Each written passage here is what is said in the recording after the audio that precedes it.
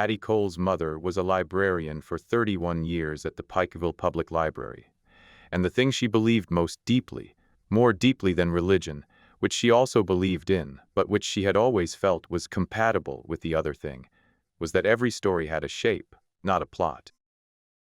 Not a theme, a shape, the specific geometric form that a story's events made when you laid them out and stepped back far enough to see the whole thing. The way some stories were circles, beginning and end in the same place, changed by the journey. The way some were spirals, returning to the same territory, but from a higher position each time. The way some were straight lines, no deviation, destination always visible, every event pointing toward the same inevitable conclusion. Before this story breaks your heart and rebuilds it again, please subscribe to this channel, ring that bell, and drop a comment below telling me which town or city you're listening from tonight. I read every single one. She had explained this to Addie when Addie was 9 and Addie had not fully understood it. And then at 11 she had read a book that was a circle and understood. And at 15 she had read a book that was a spiral and understood that too. And by the time she was 20 she had read enough to understand that her mother was right. And that understanding the shape of a story let you know, before you had reached the end of it, what kind of story you were in. This was useful for reading. It turned out to be more useful for everything else. Addie Cole from Pikeville, Tennessee was the daughter of a coal miner and a librarian, which meant she had grown up understanding two kinds of hard work. The kind that took place in the dark underground and broke your body, and left its evidence in every joint, in every breath you took for the rest of your life. And the kind that took place in a room full of other people's stories, and asked you to hold all of them simultaneously, and to know which one any specific person needed at any specific moment. Her father had died of the first kind of hard work, which was a thing that happened in Pikeville, and that she had understood as a child was not right, and could not be fixed by her, and happened anyway. Her mother had kept working at the library until she retired, which was 3 years ago, and which had been the occasion for a party that the entire town attended, and at which Addie had given a toast that had made everyone in the room cry except her mother, who had looked at her daughter with the expression of someone who had always known who they had raised. Addie had enlisted at 21. The recruiter had told her she was too small. She had recognized in that moment the shape of a story she was in. The shape was, person is told they cannot do the thing, person does the thing, the telling becomes irrelevant. She had seen this story hundreds of times in her mother's library. She had decided, before the recruiter finished speaking, to be in it. She had become a Special Forces 18D, a Green Beret medic.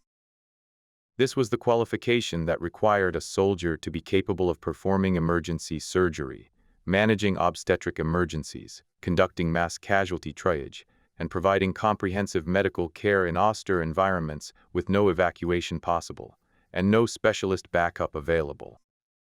It was the most demanding medical qualification in the Army's inventory, and one of the most demanding in any military anywhere. She had done it for 10 years across 3 continents, and had never once forgotten that every situation she walked into had a shape, and that knowing the shape was the most important thing she could know. At 31 she retired. She spent a year reading everything she had been too busy to read, which was a great deal because she had been very busy. At 32 she enrolled in a nursing program, because the medicine was the one thing she had not been willing to give up, because the nursing program was 40 minutes from Pikeville and the library, and because her mother made good coffee, and the porch had a view of the mountains. She had been at Pikeville Community Hospital for 6 years. She was 38. She worked the overnight shift, which suited her because she had always been a night person, and because the overnight shift at a 22-bed rural hospital in the Tennessee mountains had the specific quality of a place doing essential work with insufficient resources and complete commitment, which was an environment she had always found comfortable. She arrived at Pikeville Community on a March Tuesday at 10:52 p.m. She parked in the gravel lot. She walked in through the staff door, which did not lock properly in cold weather, and which she had reported to facilities 8 times. She changed. She braided her hair. She picked up the night report. She picked up her paperback from her locker. She kept one there at all times, always in progress. The current one, a novel she had been reading for 3 days, and that she was going to finish tonight if the shift was quiet. She tucked it into her pocket. She went to work. She had no idea yet what shape the night was. She would figure it out. She always did. 11 or 8 p.m. 22 beds. 1 emergency department with 4 bays. 1 surgical suite used 3 days a week when the visiting surgeon came from Knoxville. 1 imaging room with an X-ray machine that was older than Addie and a portable ultrasound that was newer and that she had advocated for personally. 1 laboratory that could run the basic panels and sent everything else to Knoxville. 1 pharmacy staffed until 8 p.m. and then covered by a locked cabinet that the charge nurse had the code for. This was the whole building, in a county of 11,000 people, and a catchment area of 40,000 spread across 4 counties of mountain terrain. It was everything. The next nearest hospital was 38 miles on mountain roads, in good weather 45 minutes, in bad weather significantly more. When the snow came in January and February and sometimes March, there were days when Pikeville Community was the only medical care accessible to a large number of people, and the staff knew this and operated accordingly. Addie had understood this on her first shift and had never forgotten it. The resource constraints, the isolation, the specific weight of being the only option, this was familiar from the field. Different scale. Same principle. You worked with what you had, and you did not pretend you had more than you had, and you made the gap between what you had and what you needed as small as you possibly could through skill and attention, and the specific creativity of someone who has been in austere environments long enough to know what can be improvised and what cannot. Tonight's patients. Room 1. Beverly Combs, 81, 3 days post-surgery on a hip fracture, recovering on schedule. Awake at this hour because she was always awake at this hour, and because the physical therapist had told her she could start walking tomorrow, and she was too excited to sleep. Addie had promised to check her again at 1 a.m. Room 4. Dale Hutchins, 56, here for a respiratory infection that had not responded to outpatient treatment, and that had produced a 2-day fever that needed monitoring. Improving. He was asleep. Room 7. A teenager, 16, for reasons documented in the chart, and that Addie had flagged for the day team to address more comprehensively. The teenager was asleep now, and she was going to let him stay that way. The other rooms, a mix of the specific medical situations that rural hospitals managed, the chronic conditions that required periodic hospitalization, the acute events that were not severe enough to require a city hospital, the people who had been transported for initial stabilization and were waiting for the weather to clear before the secondary transfer. The ER was empty, which was usual for this hour on a Tuesday in March. She was at the nurse's station reading the chart for room 7 and thinking about the conversation she needed to have with the day team when she heard the ER doors.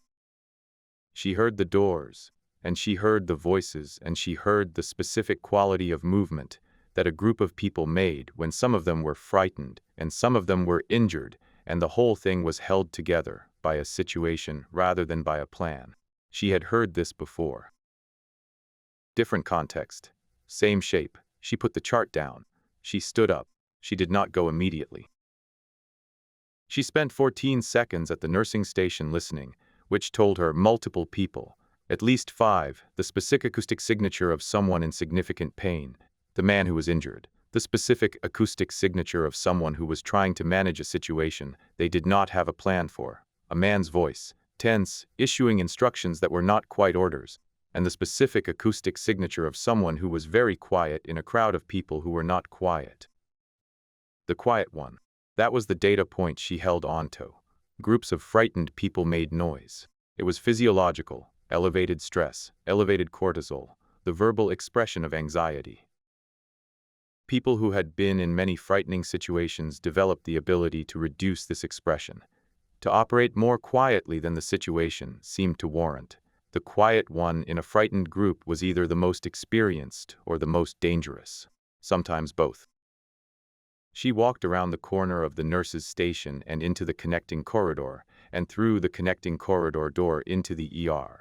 She took it in the way she had always taken in rooms she had not been in before. Left to right, near to far, fast enough that it did not look like assessment. 6 of them, prison orange visible under dark jackets. She had seen the transport report on the evening news.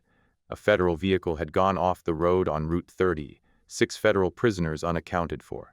She had noted it and set it aside as someone else's problem, and here it was in her ER. The injured one was on the floor, his back against the wall, a man in his 30s holding his left side in the specific way of someone with a rib injury or an internal bleed or both. He was pale. His breathing was wrong, too shallow, too fast. The triage nurse, Maria, 26, 2 years on this job, good instincts, no training for this specific situation, was against the far wall with the terrified composure of someone who was doing very well at not showing how frightened they were. The group's apparent leader, a man, early 40s, tall, the orange visible at his collar, holding his hands slightly away from his body, in the instinctive gesture of someone who wanted to appear non-threatening and was not sure he was succeeding. He was looking at the injured man, and looking at the door and looking at Maria and not looking at any of them long enough. The quiet one, against the wall near the exit, not part of the group's cluster, watching everything. He was the oldest, late 40s, she estimated. He was the only one whose breathing was completely controlled. He was the only one who was not afraid.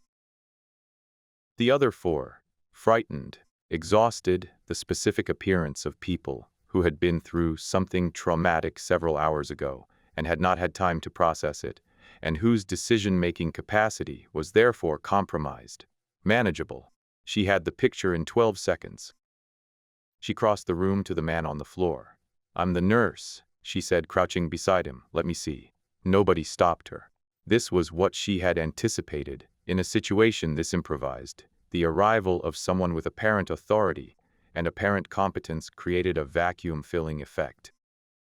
They needed her. The need was stronger than the control. She put her hands on the man and she began her assessment. His name, she learned in the next 4 minutes, was Tommy. He was 31 years old. He had been in the federal transport for a transfer between facilities and had been injured in the crash. 2 broken ribs confirmed by palpation, probable splenic laceration from the specific quality of his abdominal tenderness and his hemodynamic picture, and a concussion from the secondary impact.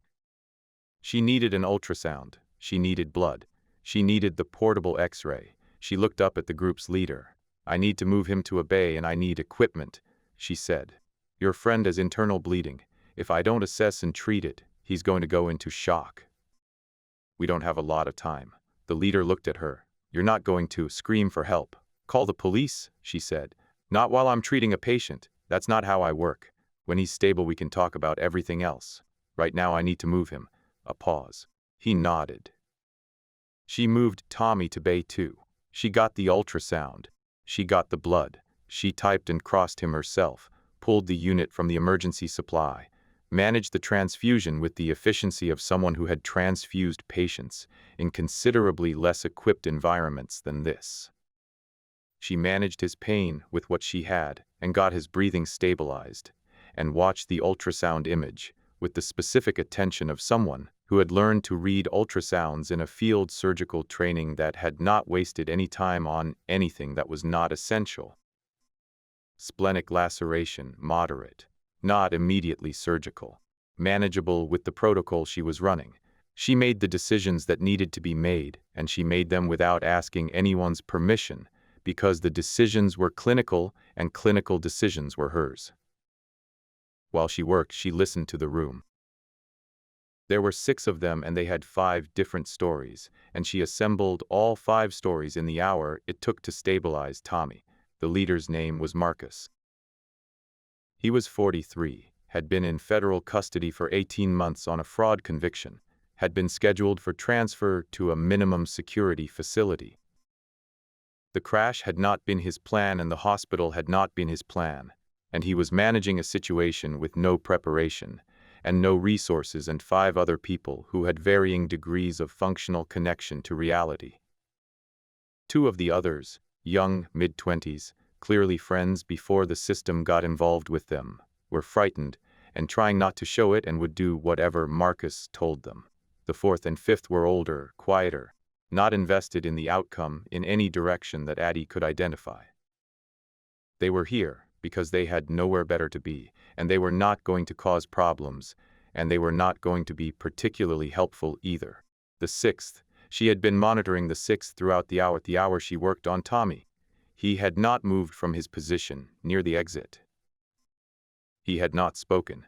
He had watched everything, not with the specific curiosity of someone trying to understand the situation, but with the specific quality of someone who understood the situation and was calculating their options within it.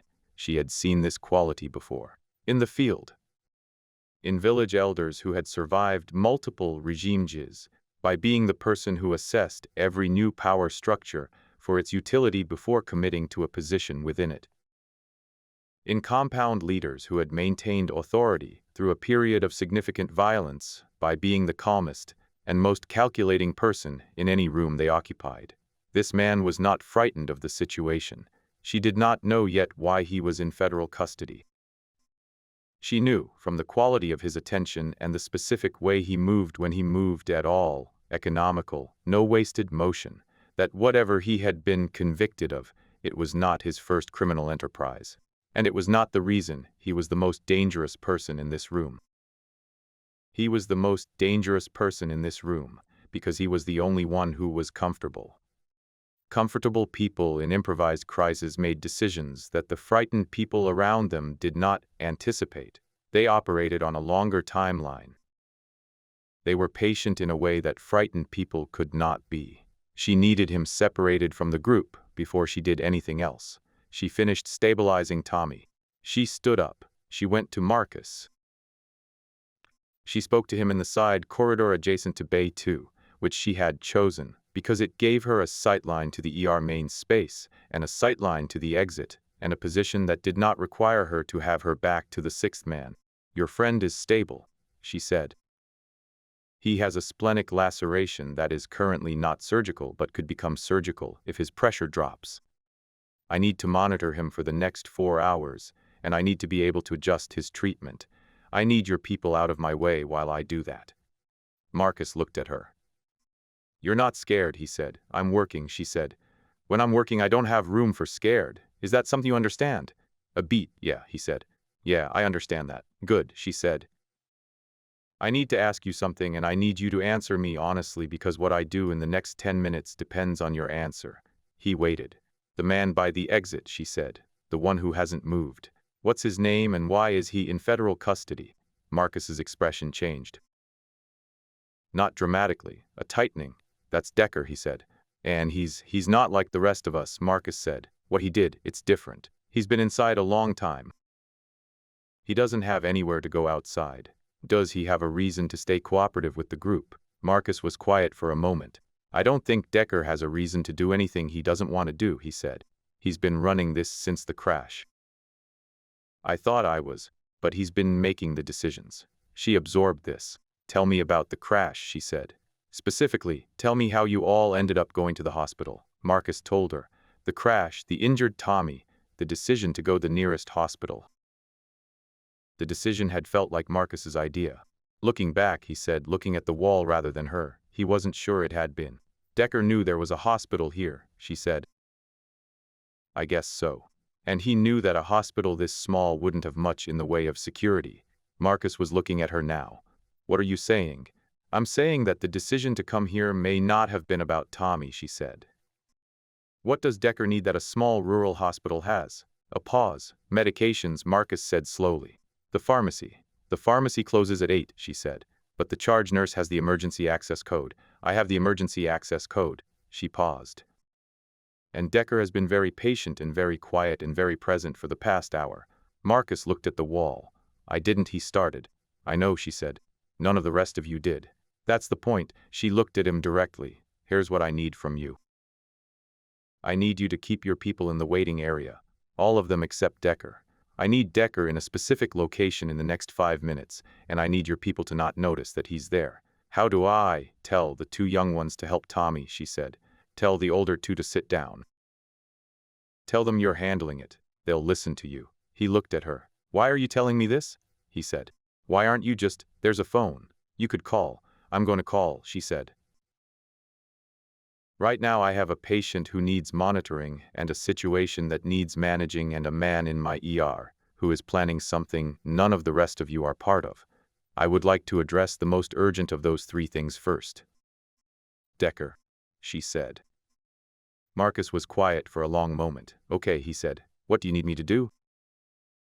She had been in the field long enough to understand a specific truth about dangerous people, that most people learn too late or did not learn at all. Dangerous people were not defined by their willingness to use violence.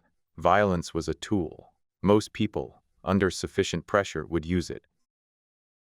What defined a truly dangerous person was their relationship to the decision. Ordinary people experienced the decision to use violence as a significant internal event, a threshold, a cost, something that produced a physiological and psychological response that altered their behavior. Truly dangerous people experienced the decision as a calculation, one option among others, more or less useful depending on the situation. Decker was a calculation person. She had known this within 10 minutes of entering the room. He was patient, because patient was what the situation currently rewarded. He would stop being patient the moment it stopped being the most rewarding option. And when that moment came, the transition would be fast and would not be preceded by the warning signals that the other 5 would provide. The elevated voice, the increasing agitation, the physiological tells of someone who was building toward something. She needed to address him before the moment. Marcus moved his people to the waiting area. He did it with the specific competence of someone who had managed people before, not in this context, in whatever context had preceded federal custody, but the skill translated. The 2 young ones went to sit with Tommy. The 2 older ones sat. Marcus positioned himself at the waiting area entrance. Decker watched all of this happen. His eyes moved to Addie. She was standing in the ER main space, at the medication cart, appearing to organize supplies. She did not look at him directly. She waited. He came to her. This was what she had expected. She had positioned herself at the medication cart specifically because the medication cart was adjacent to the pharmacy access, which was what she had assessed he was interested in. The bait was the proximity. The calculation of a person like Decker was, isolate the person with the access code. The medication cart was the most obvious place to begin that process. He came to within 6 feet of her. The pharmacy, he said. His voice was the voice of someone who had not needed to raise it in a very long time to produce the effect they wanted. Very low, very clear. What about it, she said, still not looking at him directly. Working with the supplies. You have the code, he said. The charge nurse always has the code, she said. It's a safety protocol. What do you need? That's not your question to ask, he said. She stopped working with the supplies. She turned and looked at him directly for the first time. He was the kind of man who expected people to look away from him. She could see this in the small adjustment his expression made when she did not look away, not discomfort, recalculation. Here is what I know about this situation, she said. Her voice was as quiet as his. Your group came here for 2 reasons. The first reason was Tommy, who needed treatment and who is stable. The second reason was you. And you are not interested in the same things as the rest of your group, and the rest of your group does not know that yet, but they are going to find out shortly because the state police are going to arrive at this hospital within the next 40 minutes. And when they arrive, the difference between what happens to Marcus and what happens to you is going to be significant. And that difference is something Marcus and his people should probably understand before they become part of whatever you are planning. He looked at her. You're very calm, he said. I work nights in a rural hospital, she said. You learn to be calm. A pause. You're not a regular nurse, he said. I'm a nurse who's been in rooms that were more difficult than this one, she said. What you're planning involves the pharmacy. I'm not going to give you access to the pharmacy. That is not going to change based on what you do next. What you do next is going to determine what the night looks like for you, and I would like it to look a specific way, and I am going to ask you to make a specific choice. His expression was the expression of someone running a calculation. The choice is, she said, you sit down in Bay 4 right now, or we have a more complicated conversation. He looked at her. She looked at him. He reached for the medication cart. She had known he would. Patient people with a specific goal and a low threshold for the decision to use force did not, in the end, respond to negotiation. She had tried negotiation because negotiation was always worth trying. It had not worked, which she had given a 40% probability and had planned for accordingly. What followed took 22 seconds. At the end of the 22 seconds, Decker was in Bay 4 and the bay's privacy curtain was drawn and the situation was resolved in the specific sense that the acute threat was contained, though not in the sense that the night was over or that her hands had not made contact with another human being in a way that nursing school had not covered. She stood outside Bay 4's curtain for a moment. She breathed. Then she went to check on Tommy. She called the state police at 2:17 a.m. She had not called earlier for the specific reason that calling earlier would have produced a response before she had the situation in the condition she needed it to be in when the response arrived. The state police would arrive with tactical priorities that were not the same as her priorities.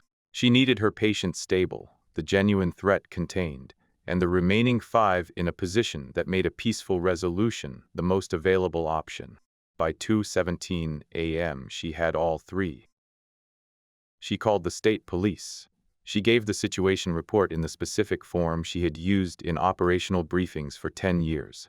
Location, status, personnel, specific recommendations. The dispatcher on the other end took 11 seconds to process what they were hearing and then transferred her to the duty captain. The duty captain took her information and asked 2 questions. She answered both. He said ETA 40 minutes, and she said she understood, and she hung up and went back to the ER. She spent the 40 minutes doing what she had been doing all night. The medicine, the management, the presence. Tommy was improving. His pressure had stabilized above the threshold she had set as her intervention point, and his breathing had improved, and his pain was managed, and he was awake. He had been awake for the past hour, in and out, and each time he was awake, he looked at her with the specific expression of someone who had expected something much worse, and was still not sure he was not getting it. "Am I going to be okay?" he said at 2:30 a.m. "Your spleen is not happy," she said, "but it is cooperating.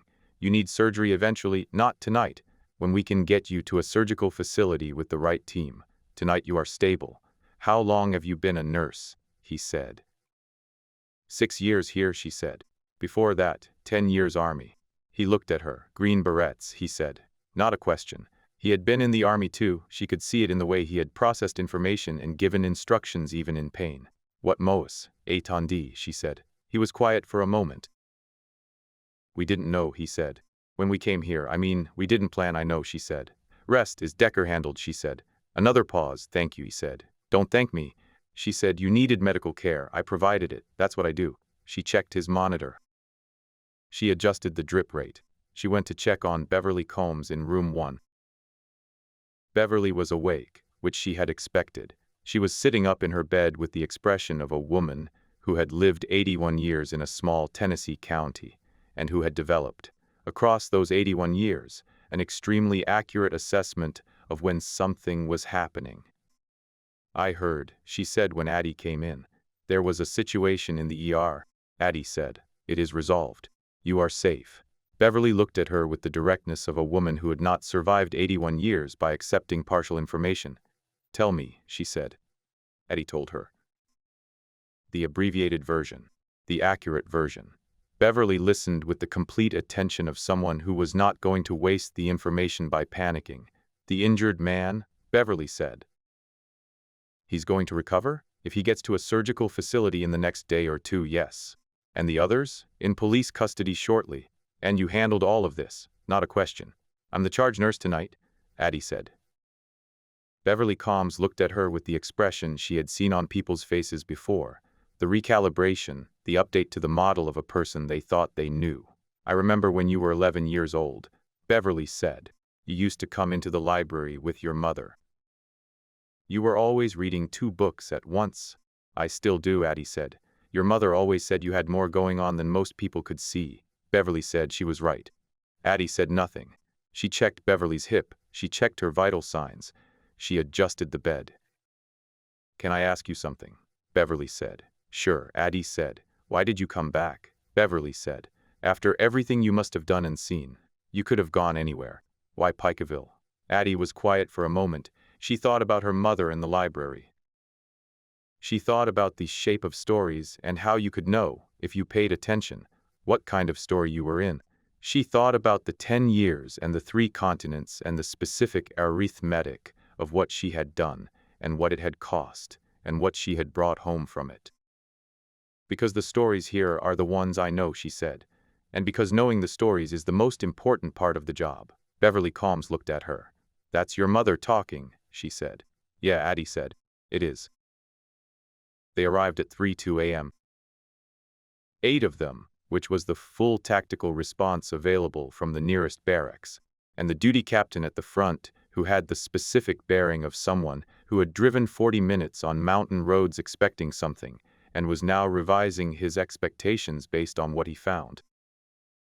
What he found: a 22-bed rural hospital running normally, with a charge nurse at the ER entrance who gave him a complete situation report in 4 minutes and 20 seconds, and who had secured the most significant threat prior to his arrival, and who had 5 cooperative individuals in the waiting area, and 1 secured individual in Bay 4, and a patient in 2 who needed transfer to a surgical facility as soon as medically advisable.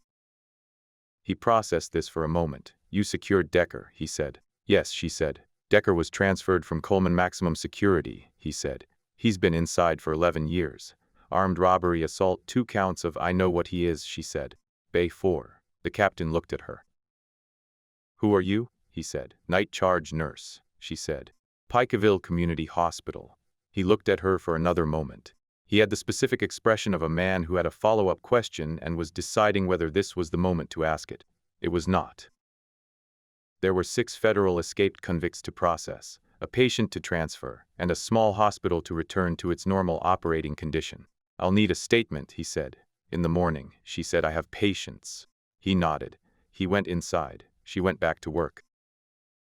Tommy was transferred at 4:45 a.m. The county ambulance, the only one. A fact about Pikeville that was both true and insufficient to the county's needs, and that she had written to the county commissioner about twice, took him to the surgical facility in Knoxville. He was awake when they loaded him. He looked at Addie. She had been thinking about what to say. She had thought about it during the statement she had given to the state police captain at 4:00 a.m., and during the post-transfer checks she had run on the other patients while Tommy was being prepared. She had decided on honesty, which was her usual decision. You're going to be fine, she said. The surgeon in Knoxville is good. Your spleen is going to be a problem they can fix. Everything else is healing correctly. And the charges, he said.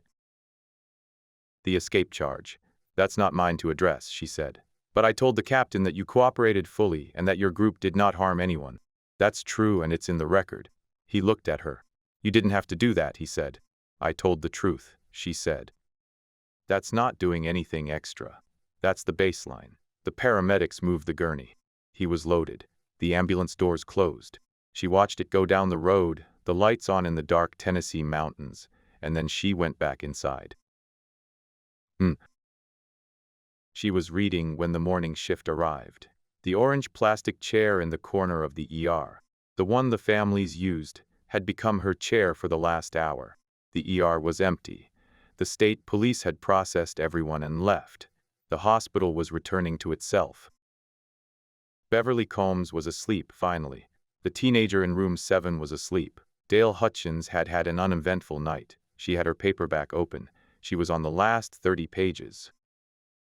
The morning charge nurse, a woman named Sandra who had worked at Pikeville Community for 14 years, and who knew Addie as well as anyone at the hospital knew her, came to the door at 6:55 a.m. and stopped when she saw the ER. "What happened in here?" Sandra said. The ER had been cleaned and restocked, but it had the specific quality of a room that had recently been used for something significant. Addie told her. Not the full account. That would take longer than the handover allowed. The shape of it. Sandra listened. She was a woman who had worked overnight shifts in a rural hospital for 14 years, and who had a very high threshold for being surprised.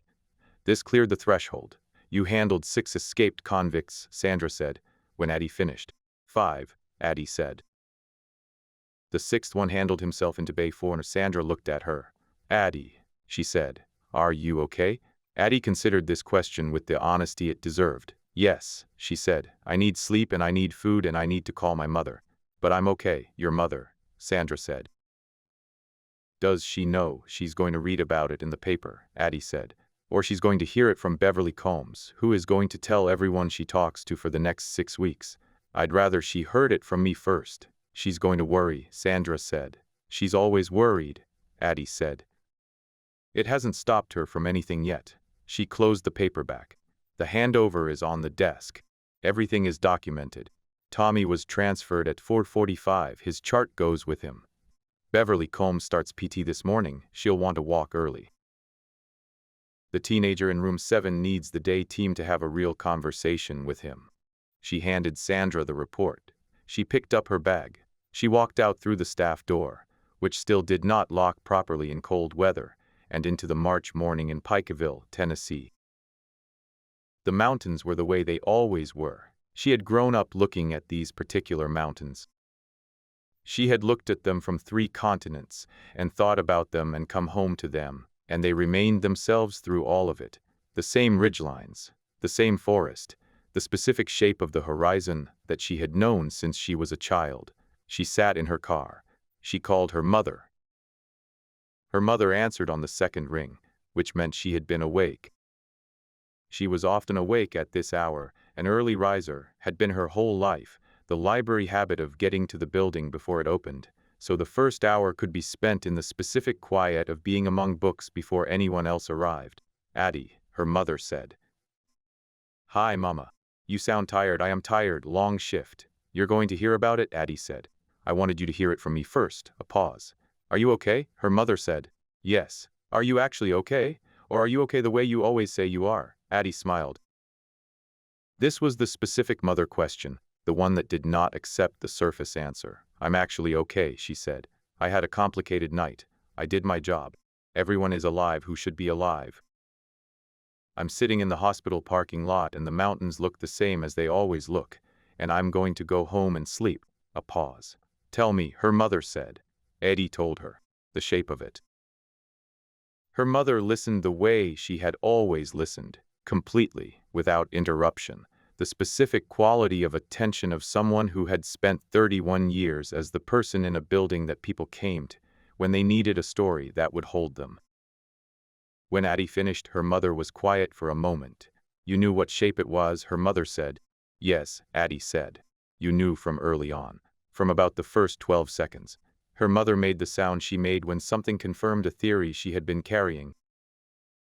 "Come for dinner this week," she said. "I want to hear all of it." "Wednesday," Addie said. "I'm off Wednesday. I'll make something good." "You always do." She hung up. She sat in the parking lot for a few more minutes. The mountains. The March morning. The specific quality of Tennessee mountain light, when it came over the ridge lane and hit the town in the valley. She thought about shapes of stories. This one. A woman who came home. Who brought with her things that her home had not asked for and did not know it needed. Who used those things, on a March night, to protect the place and the people that had made her what she was. Who went back to the parking lot afterward and sat in her car in the morning light and called her mother. That was the shape. She had known it from early on. She started the car. She drove home through Pikeville, past the library, past the schools, past the houses she had grown up knowing The houses whose families she knew and whose histories she knew and whose stories were the stories she had always understood best. She was home. She had always been home.